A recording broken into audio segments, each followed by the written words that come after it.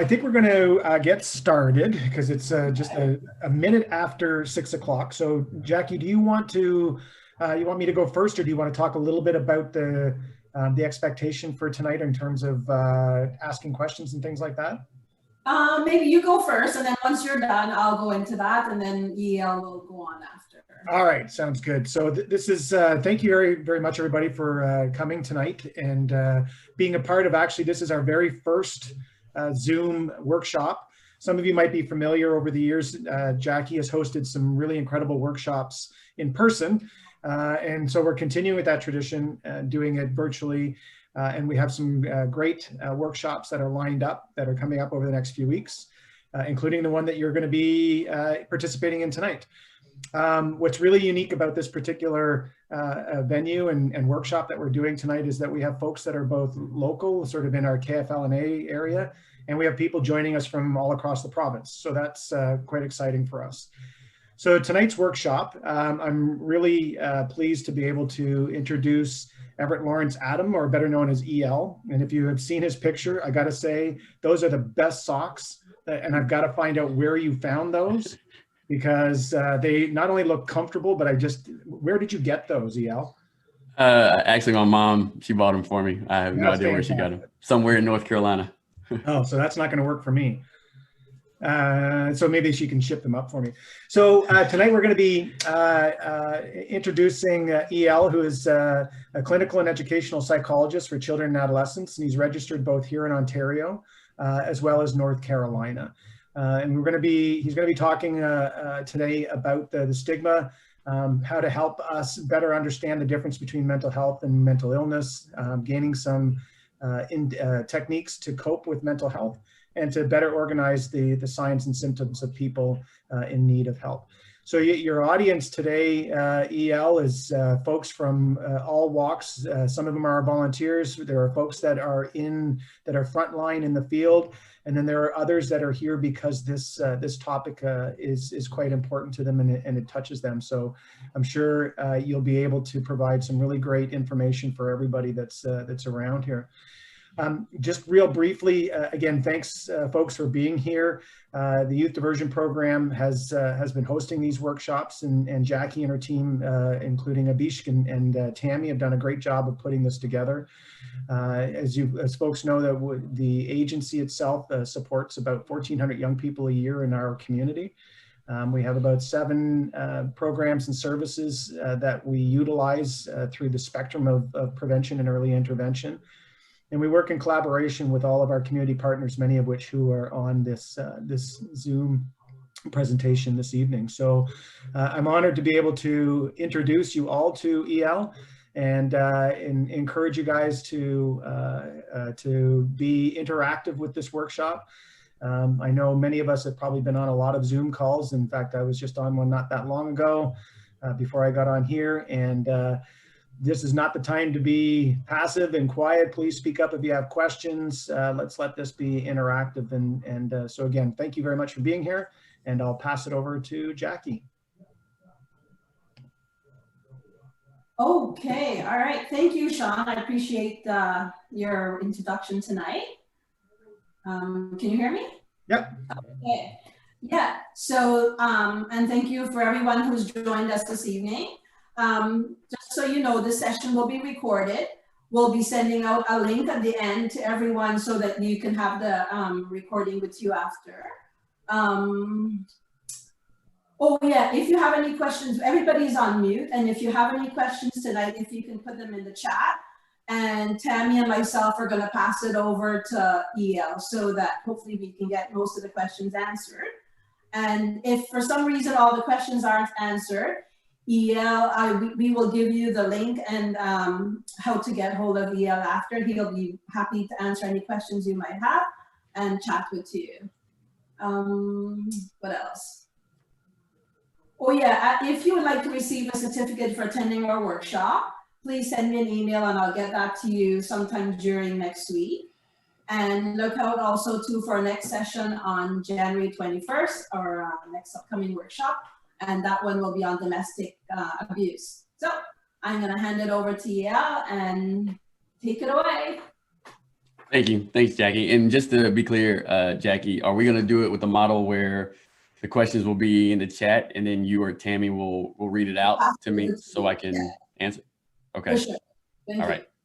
Thank you. And as mentioned before, everybody, my name is E.L. Adams II. I was born and raised in North Carolina, graduated high school there, and then made my way on to preparatory school, prep school for short, in Massachusetts at Phillips Academy, Andover, pursuing basketball. Then made my way to Nova Scotia on a wrong phone call, but I went to St. Francis Xavier University and played basketball there. Graduated with a joint bachelor's degree in sociology and psychology. Came back home, well, not North Carolina, but to Tennessee for my grad school at Tennessee Technological University, about an hour 15 outside of Music City, AKA Nashville. And then enjoyed Canada so much during my college years, I wanted to come back and try things. So I've been in Canada since 2011. I am now a dual citizen, and I made my way to Kingston about a year ago. So I'm glad that everybody can be here, and we're gonna say hello from wherever you are in the chat. That's kind of cool when people can look back and say, oh, I had somebody in my same city or in the same area or whatever. But we're gonna get started on mental health. So mental health versus mental illness. And this is, hopefully I'm gonna go through this information because I know that the slideshows are to keep me focused and not to drift, but I would like to have a lot of conversation and questions. So I'll try to make my way through this and be as clear as possible, but not to dwell on anything too long. So I'm gonna jump into this PowerPoint and get started from the beginning. And all I see here is Jackie. Jackie, can you give me a thumbs up if you see the screen? Do you see my PowerPoint? Yes, I am. Yep. Okay. Thank you. All right. So we're going into mental health and mental illness. Mental health versus mental illness. And I'm always big. My mom's a wordsmith and a huge reader, and she was always asking me about definitions of things and how to describe things. So I always start off with a bit of definitions. Mental health is the overall level of psychological well-being, while mental illness is a disorder that impairs your overall functioning in many forms in the areas of mood, thinking, or behavior. I want everyone to kind of keep that scope of when you think of health, of how sometimes we are healthy and then we have an illness. So let's think of health versus maybe the common cold. Then you become a bit ill, but it's all relevant to the symptoms that you display. So some examples of mental health and mental illness. Mental health are daily routines and practices, and some people prefer to describe it as a low impact or high impact. And that's, again, think about your physical health. Sometimes we're feeling really good and we're up, we're chipper, and we've got our good rest and we're ready to conquer the week. And sometimes we might be dragging from the weekend, or we're battling some symptoms of a cough or a sniffy or a stuffy nose. And then I want you to think about that as far as your mental health and how that's going to affect you. Now, let's look at mental illness. And one particular example I want to look at is ADHD. And that's attention deficit hyperactivity disorder. Now, you can see that as a low impact or high impact because sometimes people might have the ADHD, the inattentive type. So they're really inattentive and you can't see that, but they are impaired in their ability to maintain focus. Whereas a high impact might be something that is ADHD, the combined type, and even to those levels to where it's hard for people to maintain focus and also remain still. So you have the hyperactivity, the impulsivity, and things that go along with that, such as low or underdeveloped executive functioning skills. Here goes the quadrant that I was referring to, where some people will put it into this type of presentation. So a high mental illness or high mental health versus a high mental illness, or maybe a high mental health or a low mental illness. And you want to see which categories would fit. So a high mental illness would be something that might be a bit more extreme.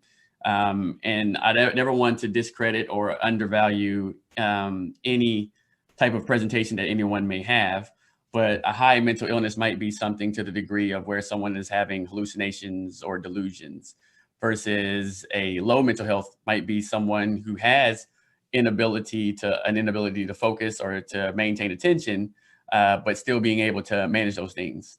As well as your low mental health might be once you have a few issues that have come into your daily routine, such as maybe you wake up and you have a flat tire, and then you get to work and you're late and you've missed a couple meetings, and then you have a squabble with your best friend. That would be things that impact your mental health. One way that people are describing mental health that I just started recently hearing has been episodic disabilities. And episodic disability looks at the nature and how the fluidity of your mental illness, or again, your mental health. But this is more so with the illness part, where the disability is often difficult to predict when these episodes of disability will occur or how long it will last. The length, severity, and predictability differ from person to person, and periods of good health may be interrupted by periods of illness or disability. So again, with mental illness, we might think of certain things. You can say ADHD, but if you look at things like depression is fluid. Sometimes it is very, very impactful, and it is a bit more profound and more pronounced than others. However, this is something that you can't see. Another thing might be bipolar, or somebody who is borderline personality disorder. Sometimes these symptoms, they come and they affect you at certain moments where it is very noticeable, and then sometimes they are not. Mental illness, along with things like HIV, multiple sclerosis, diabetes, chronic pain, these are things that fit under that idea of episodic disabilities. But I want you to think about the idea of how it can happen with mental illness. Now, this here is a representation of a character from one of my favorite TV shows named Boyd Crowder, and it's from Justified, but he is a very complex individual. And I have this here because it represents the complexities that come along with some of our mental illness. He's very well spoken, yet he is a high profile criminal, and he believes highly in church, yet he identifies as a person who is a racist and from the Aryan Brotherhood. So just as complex and as unpredictable as he is, sometimes our disabilities, and when we're looking at mental illness or our conditions, can be a bit unpredictable. And this is an example to display that how unpredictable or how we may not see what's going on with somebody. This is an idea of high functioning anxiety. So this side, this corner shows you what you may see a person going through. Whereas this side, this is what they're experiencing. So if you put these two together, this is the same person. However, when we're looking at that quadrant of mental health versus mental illness, where along these areas do you think this person may fit? This is just to think to yourself, because if they're detail oriented, we say, well, that's a good thing. And if they're outgoing, well, that's a great thing. All these characteristics over here would indicate someone who has positive qualities, whereas this is what they're actually experiencing and this is what they're managing, but they might have trouble with that because things like poor boundaries, they can lead to a more or worse experience with our mental illness. When you have a fear of failure, this now limits you from being a risk taker. When you have trouble saying no, this kind of goes into the idea of your poor boundaries. You feel you have to say yes to everybody. Now, some points to consider also. Low mental health does not equal mental illness. So you can have low mental health, things like family problems and things like work responsibilities and things like your friend issues. I call all these things life's demands. If you think about 2020, we've all had life's demands hit us in more than one way that might originate with COVID-19, but you might have had something previous or prior to that. But think about COVID-19 and how that has presented so many life's demands that we've had to deal with. And though mental health has taken a hit for a lot of people, these are things that some people have been able to manage fairly well considering the circumstances, but they still have these issues or these points here that could impact how their overall functioning is. Now, addressing mental health and mental illness is very important because when you neglect your mental health, it can lead to developing mental illness. So think about the previous slide that I showed and how someone with maybe one or two qualities on the left, if they don't put those into check or if they don't learn to manage those things, they can develop into something more and more, again, profound and more impactful, such as anxiety. Now, I'm always trying to look at the holistic experience, and that's your mind, body, soul, and your social interactions. One thing that points out to me is JD Physiotherapy. This is where the owner of JD Physiotherapy is one of my best friends from university. And he really wanted me to come down here from Ottawa because he's a physiotherapist and he's always talks to clients and he says he realizes how much pressure and how much they're experiencing from their everyday life because they talk to him a lot. And he says he always looks at health holistically. So we thought about putting ourselves together so that he would be the physical part and I would be the mental health part. So when you're thinking about your experience or other people that you might be working with, there's always so many things to consider when we're dealing with surface topics or the presentation or the concerns that they come to with us or that we're trying to help support. Now, again, I want to look at these key factors, and this would be for someone who's in the elderly age range, but look at these situations that can impact their well-being and mental health. Yet, this would not imply that there is any mental illness. But if someone is feeling discriminated, then you can think that they're going to take a hit from it. If they were used to being active and now their participation in meaningful activities has been taken away from them. Think about with COVID-19, a lot of programs, a lot of activities, a lot of groups stopped for a lot of people and how much that was a part of their regular routine. Relationships, again, COVID-19, we have to distance and you can't visit as freely as you used to. Poverty has always been an ongoing social issue, but think about how these things can contribute to your mental health. And then that doesn't necessarily mean that you would have a mental illness, though it would improve the fact that it might happen or that you might have mental illness or a mental illness would develop, I should say. Here's another example that looks at how things develop if we don't try to support them or to have treatment when things are noticed or when the red flags start to pop up for us. So if we follow this little graph or map, you can see I'm anxious because I feel like I'm not being productive enough. Then it goes to the anxiety paralyzes me from doing anything productive at all. So I end up doing absolutely nothing. Doing nothing makes me depressed, which further perpetuates my anxiety. Often depression and anxiety are the brother and sister to each other. But what would happen if we could just stop things up here? If we could stop things here and say, you know what, personally, I don't feel like I'm being productive enough. I feel like I could be doing more. I feel like I'm not meeting the requirements of my job or meeting expectations of my boss. How helpful would it be if we could just go talk to somebody here to give us perspective?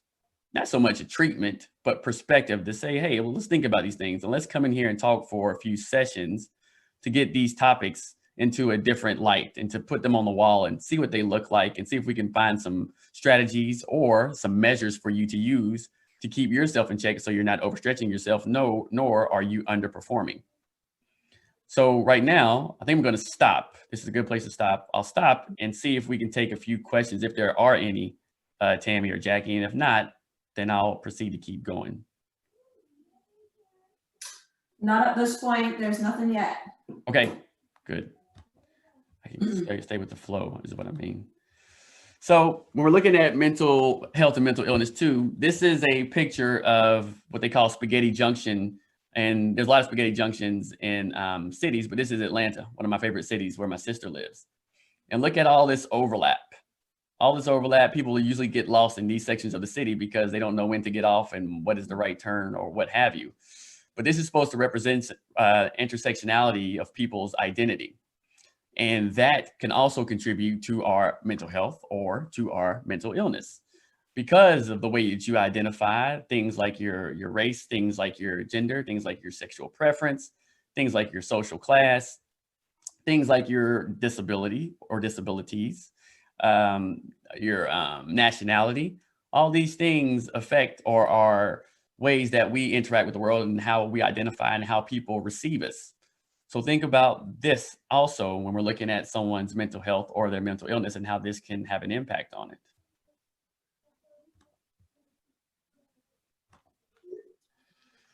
Now, mental illness.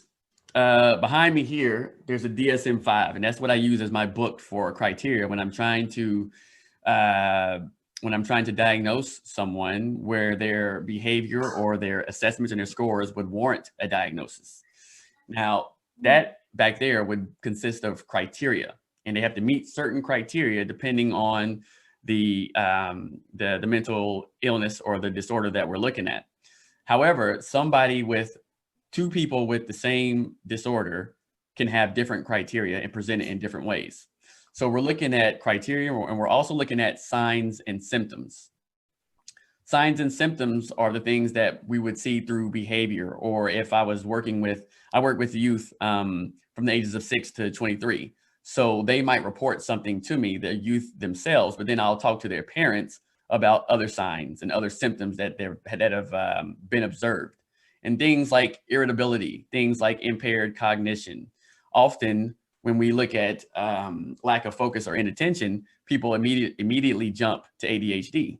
But when you're having or when you experience anxiety now occupies your mind with worry. And sometimes the worry can be constant. And even if it's not, during those times when you're experiencing this excessive worry, then your attention is now divided. So then what may seem like inattention can also be someone who is full of worry. So these are things when you say, well, signs and symptoms, you have to collect a lot more information to say, okay, well, along with this inattention, what else is going on? Other things like mood instability and unhealthy coping strategies. When we think of this, sometimes we look at effective coping strategies versus ineffective, and people may cope through things like self-medication, and it helps them feel good. It helps them to escape and avoid certain things that they're dealing with, but it is an unhealthy coping strategy. And when you see someone starting to turn to certain things like that, non-injurious self-harm, things of that nature, then you say, okay, well, they're doing these things and this is a coping strategy, but they've been doing it often. And now this is something that I have observed. And this is something that I think is another sign or a symptom of what they are doing or what they're trying to do to cope. Sleep disturbance, hallucinations, delusions, and paranoia. These are a bit more extreme, but they are signs that things are going on. Withdrawal. So things like withdrawal, often we look at that with depression because someone is now holding back and not being as involved in activities that used to be their usual routine. But also someone with anxiety might withdraw or avoid certain things that are triggers for them. Also, when we're looking at individuals with autism, they have they don't have a natural withdrawal, but often they're not as social as their typical peers would be. So when you're trying to compare them to their peers and say, well, often a lot of 10-year-olds would like to go out and play games and run around outside. Someone with autism, they don't really have that desire to interact. So it may look like withdrawal, but it might be something else or more of a symptomatology of their autism. Things with learning challenges and anhedonia. Anhedonia is when you can't feel satisfaction anymore. So you used to really love and be a hockey fan, or maybe always fueled with it and always made it a point to go play hockey every week. And now all of a sudden, this is something that no longer satisfies you and you no longer have an interest. And this is something different than someone who is matured or has said, you know what, I really don't care for hockey anymore. I've lost that passion naturally through my development. This is something that typically would satisfy the individual, but then it leads to something else. So I'm really big on music. And when looking at mental health, music is one of my coping mechanisms. And you'll see as we go through this, I'll reference it a lot. But when we're looking at mental health and mental illness, these are unseen type of illness. It's really easy to see someone who has physically been impaired. Let's say when I tore my ACL, you could see me because I had a cast on and I was on my crutches. And you can see me visibly that there is something going on with my leg. But mental illness, given on someone's presentation, given on someone's ability or comfort to display their symptoms or to display the signs, then you might have somebody who can mask what they're going through. So within this is just a lyric from a song called Breakdown by Mariah Carey. Very old song back in my high school years, but this was talking about a relationship breakdown. She had broken up with her boyfriend and now she is breaking down from it. The idea of this quote is to show that though she was going through a breakup situation, she was going around trying to be nonchalant about it. And I want you to think about this, how someone with mental health or with mental illness, how though they might be experiencing anxiety or depression, they might be very nonchalant about it on the surface. You might not see it. And they go through such extremes to prove that they're fine. So things like continuing on with their daily routines, though it might be very, very draining for them at the same time. And they lie convincingly. Is everything okay? You know, parents might say, you know, I've noticed that you haven't been hanging out with your friends lately. Is everything okay? Oh yeah, I'm fine. I've just been really busy with work, or I've just been really busy trying to study, and I just don't have time for them right now. Okay, well, that lie is to convince others that things are okay when underneath they're not. And also the last part is you go home at night and turn down all the lights and then break down and cry. Often someone will go through their daily routine. They'll go to work, they'll be productive, they'll be effective, they'll carry on all their life demands or their day-to-day requirements and responsibilities. But inside, once they go home, they're drained because they've had to put up a front for so long. So this is why I look at music, and music also often speaks to what we are going through, given the artists and usually what they're going through or what they've been through. Here's just a news flash where you say, okay, well, mental health or mental illness is hard to see. Well, here goes something that talks about 500,000 Canadians in any given week are unable to work due to mental health problems or illness. So think about that, 500,000. Now, that number, I mean, it's hard to conceptualize, but if you look across Canada, and this is all what's been reported, so sometimes research doesn't give us the full effect and all the numbers that we need, but just think about how sometimes when we go to work, I mean, I'm always playing a numbers game with my environments and with who I'm interacting with and just given situations. If you're in a workplace that has maybe 30, 40 people, then naturally you're going to have a few individuals in there who are dealing with some mental health problems or some mental illness. It's just a numbers game. Also, when we look here, more than 350 million people worldwide live with depression. So think about worldwide and how it's untreated. Untreated meaning that people we would know, and often it's not a clear sign. Often it's not someone who is willing to tell us that they are feeling hopeless and they have had this persistent sadness and this mood that isn't related to anything that has happened currently. Often when we're sad, we'll get over it in a matter of few days, maybe a week. If were hoping to go see the Raptors play and then they canceled the game, I might be upset for a day or two or sad for a week or so, but then I'll get over it and I'll move on. With depression, which is long lasting or ongoing, and again, remember, think about how fluid it could be. So sometimes you may see it and sometimes it might be a little bit more pronounced and sometimes it might not be. These are some of the numbers to consider what people are going through. And when we're looking at adolescents, 20% of adolescents will experience a mental health problem, most commonly depression or anxiety. So before we go any further, I'll stop again to see if we have questions for you. Yep. Okay, so, sorry. Okay, so here it is. Mm-hmm.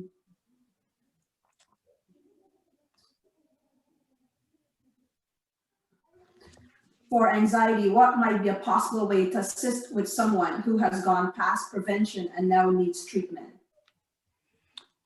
For someone who has gone past prevention and who now needs treatment.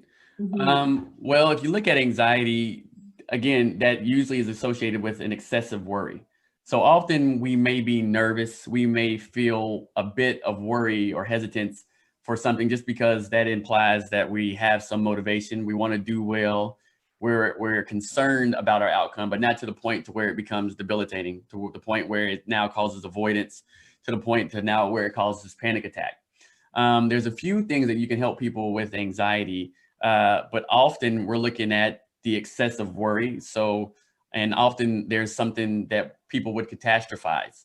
So catastrophizing, meaning they look at the worst case scenario. I'm going into this test, this exam, and I'm going to bomb it. I'm going to have a complete zero. I'm not going to pass this test. Well, they often never entertain the best case scenario. So though there is a possibility that you will fail this test, there's also no possibility that you will ace this test. And I often have people think about, you know, one extreme is failing, the other extreme is passing 100%. So think about your two extremes and everything in between. Everything in between is usually we fall into this area. It's rare that you might get a 0 on a test and then have 100% on a test, but you might get a 75. You might even get a 40. You might know some content, but to think that you would know all of it or to think that you would know none of it, that's more of our mind working against us. Also, with anxiety, people feel that they have an inability to cope. And coping is really, really something worth focusing on, because I always give them an example. For those here in Kingston, today it was snowing. So I have them think about, like, if you were to cope with the snow, how would you cope with it? How do you deal with the snow? Now, one option is that you can't stay inside. So you can't avoid the snow, but you need to cope with it. What would you do? And we talk about it. Oh, well, I'd get my snow boots and I would get my toque. I call it toboggan back in North Carolina, but you guys call it toque. I would get my toque and I would get my gloves and I would get a heavy coat.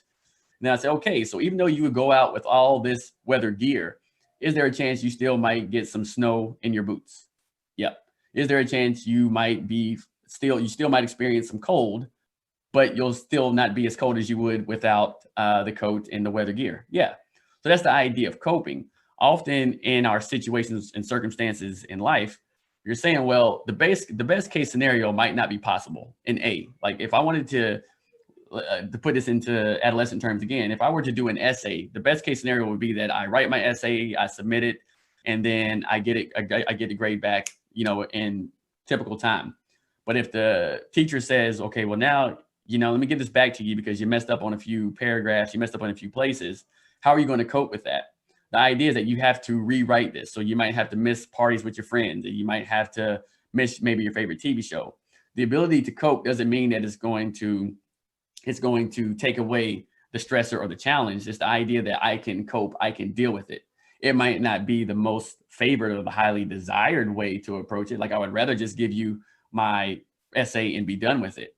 And I tell people to think about the plan A. Usually our plan A doesn't go as we would like it. So think about a plan C, plan D. So this is important to think about when we're dealing with stress and anxiety or anxiety in this fact. How can we cope? And are we looking at this as the worst case scenario? Are we not entertaining other things that can happen along with our abilities and our capacity to meet these challenges? All right, can you take one more? Sure. Okay, and this one says, I think intersectionality contributes more to mental illness and is one of the major causes of anxiety. In your practice, how do you address such problems of your clients? Is there any special intervention you apply for that? Well, no, I think no special intervention other than having the person really become comfortable in their skin. And you talk about them, you have them highlight the good parts of their race, the good parts of their gender, the good parts or the strengths, and having them own, you know, pieces of us or the way that we identify, and feeling that it's okay. The intersectionality, it does, because that kind of creates the worldview of how I see myself in this world and how I feel people see me. So with those type of situations, then we're met with how am I going to be accepted and where's my place in this world? Also things that kind of drift into that area of locus of control. So when we're looking at how people identify, it's really owning and becoming comfortable. And that's really difficult because at a young age, people are trying to find their identity. So what they see sometimes might not be what they actually identify as, or what can be helpful for them, or what might not be what they feel is more comfortable for them. They feel that they have to do certain things different ways to fit into the in crowd. Whereas you say, you know what, if you can really just own yourself and really be comfortable in what your limits are and what your strengths are and what your culture may be and what your interests may be, then this is how we move into that area of them becoming more secure in their identity. Okay, great. Thank you. We'll let you continue on. I've got another one, but we'll continue after. Okay. Back into it. So one thing with mental illness, once people come into counseling, I try to look at, okay, with this mental illness or with this disorder that we're experiencing, what are ways that we can grow to, again, to cope and to manage? I often, people say, you know, I just want to fix this. And I tell them it's really hard to fix humans. Like we fix cars, we fix computers, but how can we grow to manage what we're going through? And I always try to rely on the 3 C's. Now, the 3 C's are clarity, because you have to understand what's going on. You have to understand why you're reacting to things. You have to understand why you have these triggers. And once you understand these things, then we look at the idea of changing. What are some things that we can do differently that can help me cope, that can help me accept, and it goes into the idea of acceptance theory, that I can accept some of my circumstances, but also move on without them being such a hindrance to me. And then with any change, you have to look at someone being comfortable with that new way of behaving.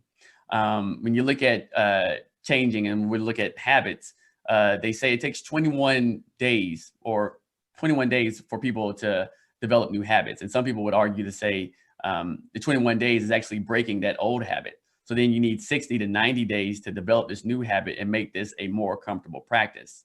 Now over here, I want you to think about the idea of behavior, because behavior is what we see on the surface. This is what we see, how people are exhibiting things, whether it's depression, whether it's anxiety, whether it's even hallucinations. But beneath every behavior, there is a feeling.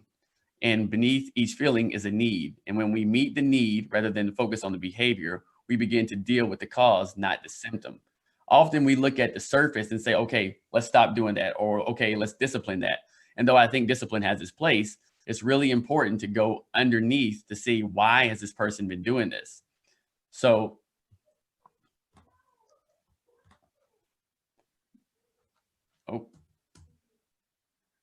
okay. So this is the idea when we're looking at change. And here goes another lyric from one of my favorite artists, Jay-Z. And he said, "Sorry, mama, I promised it wouldn't change me, but I would have went insane had I remained the same me." Now, one point is insanity is a legal term, so it's not a medical term. And I want you to think about change as far as, not as far as someone being insane, but when they come into mental health for support and mental illness, we're looking at impaired functioning. Some people might even describe it as disturbed. Some people might even describe it as disrupted. But you want to look at changing things so that your impaired functioning can now have some resolve and now have some strategies and have some ways of thinking. Sometimes our strategies are would consist of perspective taking, or what we would call cognitive shifts. For instance, people who have a perfectionistic quality or perfectionism, we look at them not holding themselves so accountable or such a high standard to where now it's either going to be an all or nothing type of thinking. So to shift to say, well, it's not about all or nothing. It's more about saying, how can we set some goals and look at some positive points to your performance or to your day, and then look at some areas that you want to change and say, you know what, maybe I can do this a bit differently tomorrow. Now, what does growth look like? For those in Kingston, you know, this is the Leon Center. And this is the idea of being proactive. When they've been doing the COVID testing, and you can argue if this is proactive or this is reactive. But one thing that is important with mental health is once you start to see a few signs and see a few symptoms, it's really important that you become proactive or you act on certain things that become to a certain level. So one of my best friends, his father says, 1 ounce of prevention is better than a cup of treatment. So if you're looking at certain things that haven't been rubbing you the right way lately, and that maybe some of your behaviors have changed, a big indicator are those people around you who say, you know what, you haven't been yourself lately. It's really important to take heed to that and really talk about that and say, okay, if this is being noticed by someone else and I'm not feeling my best or not functioning at my optimal level, is this something that I should go and seek help for? Now, this is the idea too, that no one here is really worried. And that's the thing of stigma. There's no stigma really with COVID-19. I know people are saying, you know, keep your distance from those with COVID-19, but there's no stigma, and people are readily and willing to go immediately when someone says, yeah, you should go get tested. The idea with mental health, since there's such a stigma to it, there's a lot of people who go untreated or go without talking or without any intervention because they're worried about how that's going to make them look. Whereas with mental illness or with mental health, people are still able to carry out very satisfying and functioning lives, but they have to put that management and put these strategies into place so that day by day they're able to support these issues. Medically, my father, he's a diabetic, and he has to do certain things. He has to monitor, you know, his levels, and he has to make sure that his diet is a certain way, and he has to make sure that he exercises. These are things, if you want to say, and they are lifestyle changes that you have to now include into your life, because this is what's necessary for me to function at my optimal level. Now, we talk about opening up to therapy, and that's about someone being very vulnerable. So to go into some place and talk about these very, very deep, maybe uncomfortable feelings and behaviors and even desires, thoughts, it takes a lot. And, you know, your whole life you've been told, you know, don't talk to strangers, yet you have to go to this place where there's already a stigma attached to mental health. And now you have to open up to someone you barely know. Some people see this as refreshing because they say, well, this is someone who is not associated with my family and someone who will give me a clean slate. And naturally, that's what we try to offer. We try to offer a clean slate and a judgment-free zone. But if opening up is something that is a bit too intimidating, there's so many alternative methods of therapy: ecotherapy, nature therapy, music therapy, family therapy. There's so many. If you go to goodtherapy.org, it has an endless list of the types of therapy that you could engage in. And these are the things that you would have to research and find. But these would be alternative ways than just come in and talk to somebody. Because some people, it is unsettling to talk, and they would rather not. They would rather, there's drama therapy, and there's so many other ways that you could go to express and have an outlet to help you with your well-being. Now, developing resilience. And this is in reference to the youth, but also anyone who is lacking in this area. You have to remember that when people don't have a certain skill, you have to develop it the same way you would anything when we were in school. So someone who was not as strong at math, we help to develop that math skill. However, think about that idea of change. It might take a little bit more effort. It might take a little bit more concentration on that from the people who are supporting them to develop that resilience. Often with mental health, it's typically not an overnight thing. It's typically something that you have to work at, and that means working at something that you dedicate yourself to. And also you go in knowing that I'm going to go into this place where I'm going to be vulnerable, and again, it's going to make me emotional to cover these things. So it's not the most I guess attractive type of experience. However, you're looking at investing in yourself and really developing the tools to help you, again, feel better and function better. Also, too, with growth, I always try to have people think about transitions and expectations.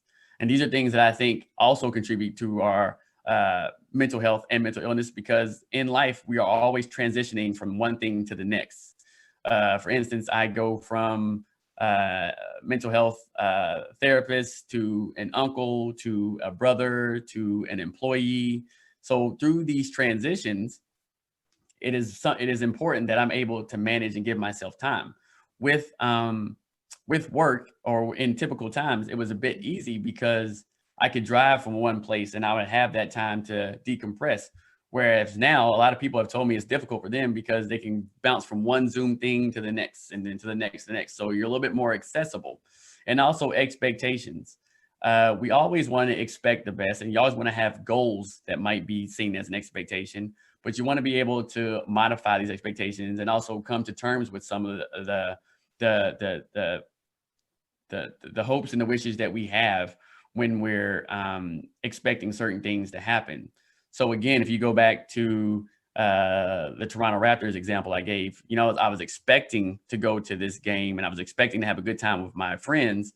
However, once this circumstance changed, I have to now modify, I now have to pivot so that now this expectation doesn't last and doesn't follow me now for the next 2 or 3 months. I can deal with it and process it in its perfect place or in its proper place and then move on.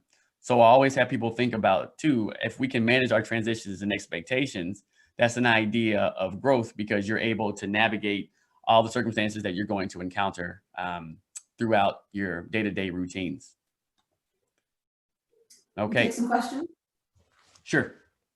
Okay. So when you speak about mental health, what would you consider stress to be synonymous with it or something else? Well, I think your stress is part of it. And they say there's always going to be a level of stress.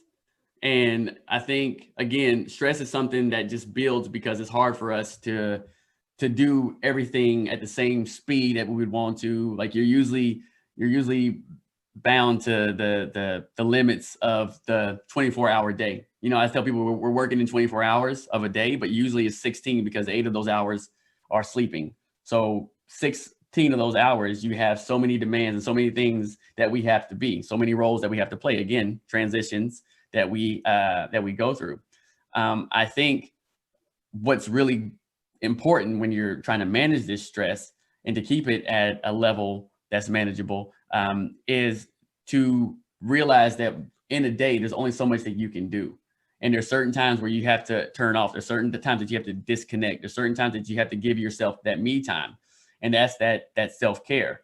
And it's important to not only do self-care, really, you shouldn't wait to do self-care in a time of crisis. You want to do self-care daily so that you don't end up in a crisis. So people who say, you know what, I like to read a book every day. Well, you should read, you know, if you can find 10 minutes or 30 minutes before bed. If you say working out is good for me and I feel a lot better when I work out, it's something to consider for your day-to-day routine to say, I do this not only when I'm in a time of crisis, but I do this to keep myself into this good zone that I'm feeling. So yeah, I would say it's part of your mental health, but once it becomes excessive, then that is what will now develop into mental illness if we don't manage it the proper ways. Okay, so the other one is basically what you're saying so far is that low mental health does not necessarily equal mental illness, but neglecting it can lead to developing mental illness. Will you be speaking resources? Will you be speaking of resources that can be useful in promoting mental health? Well, I think there's resources that will speak to many different strategies, and I'm gonna get to strategies in a minute. But the idea is really having a personal or a daily measure, a daily check-in with yourself to say, what is going on with me that I need maybe this a little bit more than I did yesterday. That the idea of your mental health is just like the idea of eating. Like we eat daily and we do certain things daily to keep our physical health intact. Like there's certain things that we would have natural practices for that we say, I do this not just because I'm sick. I do this because I want this is what's best for me. So this idea of self-care is a big thing. It's saying, okay, well, what are my limits? If you find yourself and you say, I've been working too long, I've been working endlessly, and this is starting to drain on my natural abilities to enjoy life, or maybe I've been disconnected now from my family. This is something for you to have a natural monitor or a barometer, so to speak, to say, these are the things that are getting the best of me. These are the things that I need to incorporate now to help me manage these circumstances or situations.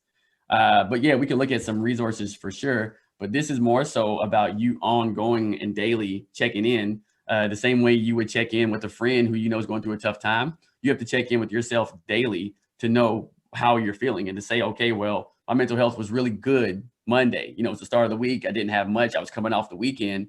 And now by the time it's Wednesday and Thursday, I've been drowning in my work and this is getting the best of me. So how can I give myself that distance and how can I give myself that pass to say, okay, well, tonight, maybe I just need to relax and maybe I need to go for a walk or maybe I need to reach out to a friend who always makes me feel good. These are things that would factor into your mental health. Great. Do you want to take one more? Sure. Let's take some more. Okay. When a person is in a mental state of illness and they do not feel or think that they need help, but they are basically trapped in a fishbowl, the question is how, as a loved one, could we intervene that person to seek help before it is too late? Example, commit suicide. That's the extreme. Yeah. With those situations, there's always going to be a ready factor when it comes to intervention, or when someone is ready to take that step and to go and to get that intervention. There's also that ready with willing. Some people are just unwilling to do that. And that's a difficult part, because no one can actually force them to do or to take or to go to treatment unless this is now ordered by the law. And that takes a lot for it to get to that level. So really it's the encouraging that person that, things are different for them, like you've witnessed them and they're not themselves, and that you're worried for their overall safety and well-being. Of course, you would do extra checks, you would do certain things, you would monitor. Again, no different than if you had somebody in your house who was fresh off of surgery on their leg. You would check in a bit more and say, hey, how are you feeling? Hey, can I get you something? Hey, can I help you with anything? That type of circumstance now warrants a little bit more care and concern, the same way with someone who's not feeling well emotionally. Now that's tough to tiptoe, because again, you don't see it. So sometimes you might be asking and it might lead to irritability, but this is all in the name. I've always asked my parents and friends, or parents and clients, to always go into the name of just care and concern. Say, I'm just cared and I'm worried about your well-being. So I want to make sure that you're okay. If there's anything that I can do to help, what would you need for me to help? If you can, it's kind of the way that you frame it. And if you can frame it in those senses that it's more for their well-being and not so much of you trying to be nosy or you trying to be on their back, so to speak, say, I'm just really worried about you and I want to make sure that I can help you be safe. Good. So it's 6:53, and we could be going over a little bit longer, I think, So if anybody has to leave at 7 o'clock, we understand, but we will be continue on for a little bit longer. Okay. Is there one more question, or should I? There's a few more, but I'll let you go. Okay. Yeah. Okay. All right. So this kind of goes back to one of those questions, Jackie, mental health, habits, and management. These are 6 areas that we would look at when we're trying to manage our mental health. A lot of times where people are looking at a fix or looking at a magic serum, so to speak. But this is more so, again, incorporating certain things that are helpful for you within these areas. So effective coping skills, again, versus ineffective coping skills. What are the things that you turn to? What are the things that are really helpful that put you in a good mood and also keep you in a good mood? Another thing is positive relationships. Who are the people around you that can be that support for you, that can be there for you? This can be difficult because sometimes if you are in a position where you have to be around negative relationships, such as school, sometimes kids have to be in certain classes with people that they don't get along and it's not really healthy for them as far as support, but nothing malicious. And then if you go for a little bit further with things like bullying, then that's really tough for an individual. You can even look at that for adults when we go to work. Sometimes we're at work and we have to make a living, but it's hard to be around certain people because they may not be as supportive. So really making sure that if you do have certain people around you at your choice and at your leisure, that they are positive, that they are supportive of you. Now that's different than a social support system, because that would be something extra than your positive relationships that usually consists of your family and your friends or maybe your neighbor.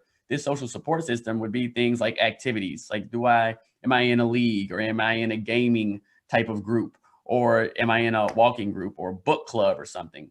You have to have, or not have, but this would be helpful for you because you have something that's an external outlet to what you have additionally.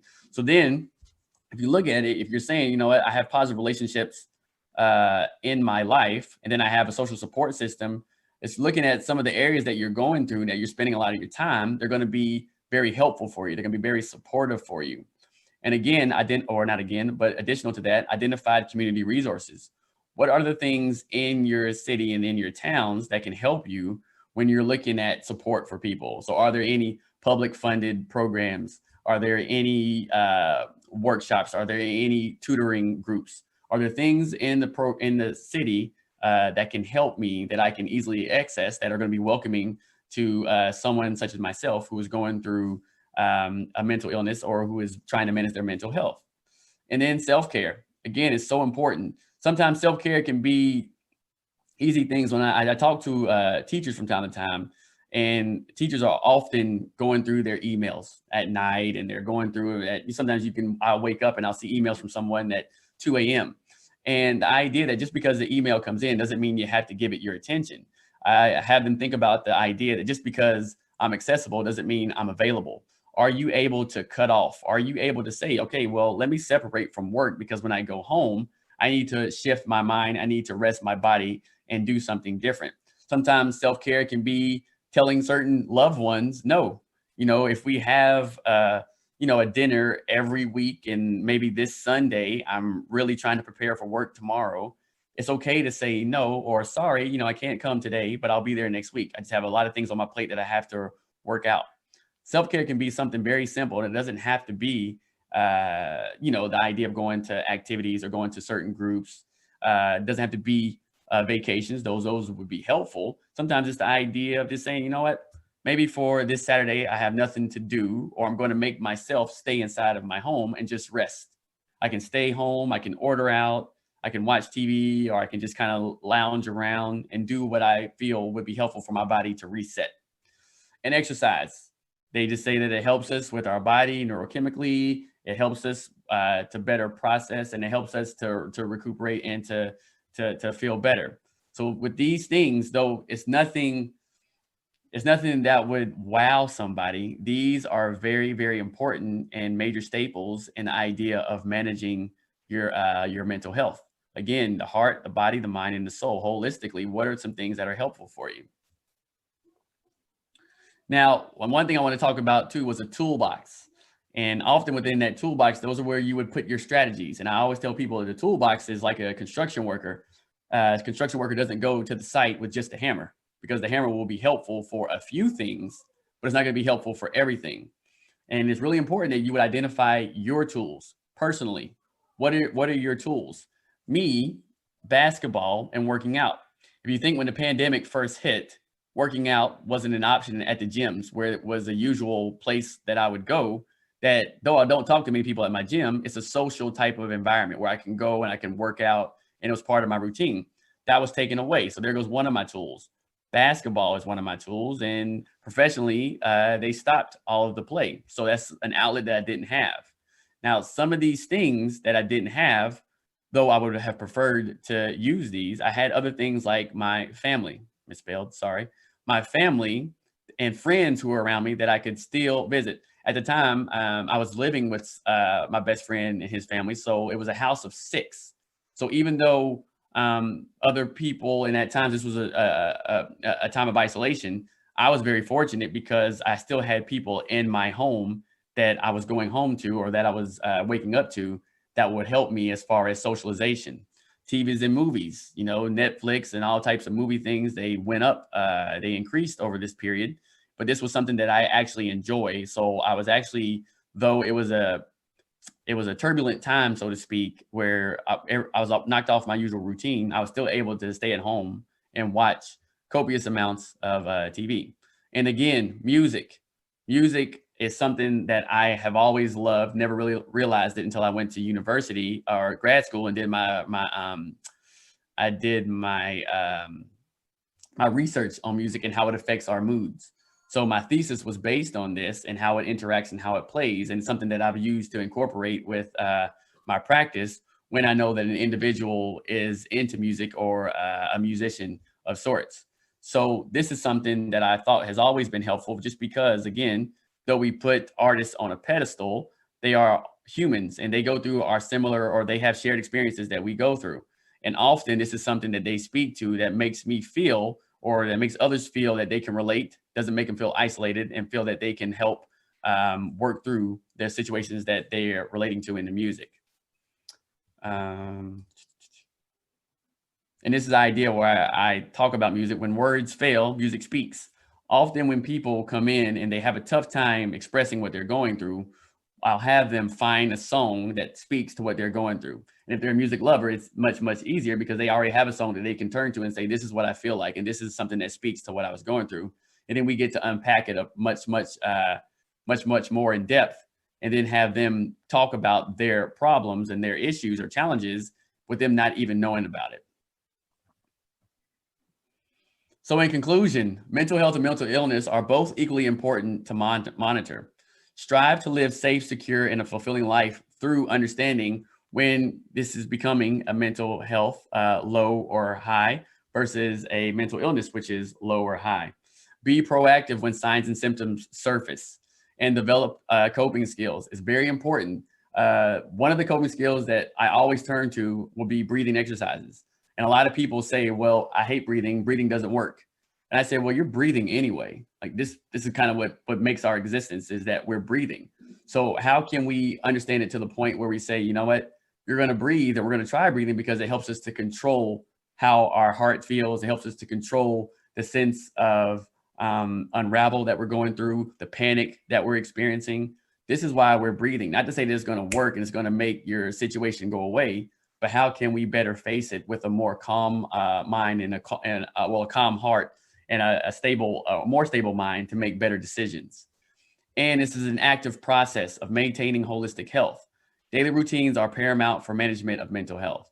So the idea that this should be ongoing, it should be, if not daily, weekly. Or when you say, you know what, things haven't been feeling right. Or one of my friends is an accountant, and they know that during the accounting season, that this is going to be something that's really, really heavy for them. So they gear up for it, and they say, you know what, this is going to be something where I need to prepare and have some things in place so that this doesn't overwhelm me to the point, because everybody needs their taxes done, and we only have that one time to have them complete. So what can you do daily? What can you do to monitor from a month to month, or whatever your routine may require? But think about this as something that is going to be daily, the same way we do with our physical health. Okay, so I'm going to give you some questions. Sure. Are you okay with that? Okay. Mm-hmm. So I'm a teacher, and I'm wondering what you think the role is for educators to support youth mental health. Oh, well, that's loaded. We already ask teachers to do so much, and they do. I think it's to make it a natural practice. Again, the stigma to it. We kind of assume one thing about school that I've always thought about is, as kids develop, you know, they go from first grade to second grade to third grade to fourth grade and so on and so forth. We say, well, you know what, you're in fourth grade, you should be able to do this. And that can go across the whole board of any academic domain. However, just like there are some lagging skills, let's say in reading, or there are some lagging skills in communication, some kids do have lagging skills in their ability to manage and to self-regulate. So these are things that we say, you know, if we make this part of the curriculum, and just every day, and this is not to, this would be all ideally, because there's so much in a day for a teacher to conquer. But if you could say, you know what, daily, we're going to make it a practice to just relax and calm down and take 10 minutes to just breathe in and breathe out and do nothing, to be mindful, to be in the moment, and just really enjoy what's going on right here, right now. Things of that nature. Like, a lot of times teachers are dropping seeds. You're dropping seeds for that tree to really grow and say, you know what, these are the lessons that I remember back in fourth grade or third grade that my teacher always would do. And though it was more of an elementary level, I've developed and I've made this more of my own practice, but in a more mature fashion that I can use. So it's the idea of just normalizing it and making it a part of the, and I know you can't make it part of the curriculum, but just to say this is going to be like a daily practice, the same way, you know, they get ready to put on their snow gear to go outside. You say, you know, before we do the snow gear, we're just going to calm down and make sure that we're in a good space before we go outside. Things of that nature, to incorporate it into the teaching, but not make it, I guess, a mandatory daily lesson, so to speak. Okay, and I've got another one here. Do you find that individuals who use alternative therapy will gradually feel more open to therapy if they originally were not?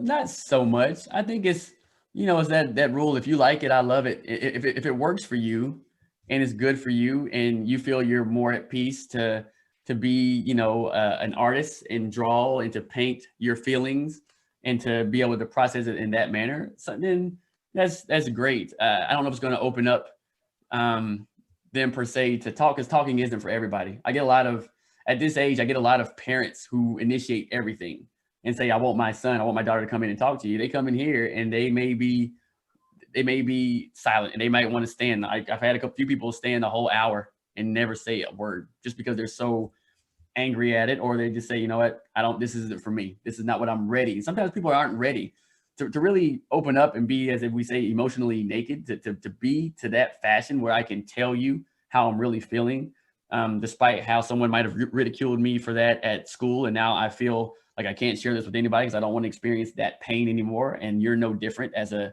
therapist. Then that's really tough. So I would say, you know, if a kid has an interest in dancing, let's see if they can do some music or some dancing type of outlets. If someone, like, I'm not big on outside, like I'm not big on camping at all, just because mosquitoes eat me alive. So that wouldn't be for me. However, if someone loves nature, but I want to say I do have an appreciation for nature. So if someone is able to go out in nature and reset and disconnect and really come at peace and work through those situations, then I would highly encourage that, because talking isn't for everybody. Okay, and I've got one here. If you do not feel good about being with some people, but you have to stay with them as part of a job or relationship maintenance to be socially sound, and you have no choice for you to be there, and you have no choice for you there. That's the end. Okay. I don't know. Like, it's really difficult when we're, you know, life is not always going to be as easy as yes or no. So where you say, well, you know what? No, I'm done. I want to get up and move and change my environment. I think those are the situations where you have to work with somebody or talk to somebody. Maybe it's just a close personal friend, and look at a plan to say, you know what? I can't jump, skip, and move right now, but I do need to make a plan or pave a way for me to leave the situation. So if it's a job, you know, a lot of adults, we have to pay bills. Like, bills are going to come rain, sleet, or snow. So is there another opportunity that I can focus myself on to say, you know what, maybe not now, December 2020, but long-term, maybe by December 21, or 2021, I want to be in a different place that I think might be more fulfilling or might be a better environment, so on and so forth. Now, that often relies on a lot of dynamics. So opportunities, availabilities, all these things. But you want to say, you know, if this isn't where I want to be right now, what would be a plan for me to make my way to where it would be a better for me? And that's really hard too with youth, because often when youth, if they go home and home is the trigger or the unnurturing place where they're developing some of this mental illness, it's hard, because as an adult, if I'm mad or annoyed or not feeling good about certain people, and I can always go home and relax and be to myself or with loved ones.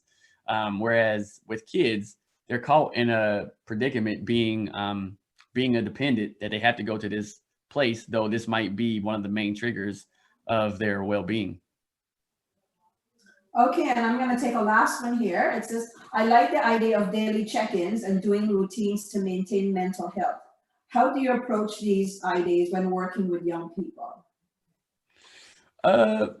Sometimes it's the idea of introducing. Again, I'm all about planting seeds for young people, and you're doing things. It's kind of like parents plant seeds all the time about, you know, cleaning up their house. You know, when you're young, you say, okay, these chores, I want you to make sure you clean up your room and make sure you do these things or sweep the floor. Doesn't mean they're going to do it as teenagers. I have parents all the time telling me that they're telling their teenagers daily that you still need to clean up your room. You still need to keep these things tidy. The idea is that you create a structure and a practice. Modeling is very important too. As parents or adults, the teachers, you're very influential in the individual's understanding of the world and the things that they take on. Like, I tell people, I cut the grass the same way my dad taught me how to cut the grass. That's just, and so sometimes people will take to that. If you can just put this into practice and say, you know what, this is something that we're going to do daily. This is something we're going to do 2 times a week, every Monday, or 3 times, every Monday, Wednesday, and Friday. This is going to be a practice, and we're just going to do it. And this is why we're going to do it. And this is how it helps you. they may not see the benefits in things right now. And there's a lot of kids who don't see the benefits of what you're trying to teach them. But as long as you create that structure for them to say, okay, this is one, something that is helpful, and two, this is very acceptable. This is very fine. Like, this is okay. If you're upset, it's okay for you to be upset. We don't want you to behave as such. We would rather you deal with it in this manner. So let's look at better ways to help you deal with your anger in this manner. And the first is the more ineffective, inappropriate manner. We can take more questions too, Jackie, if you got more. Like, I'm good to go if you're good. Oh, I kind of like signed off. Oh, So, okay.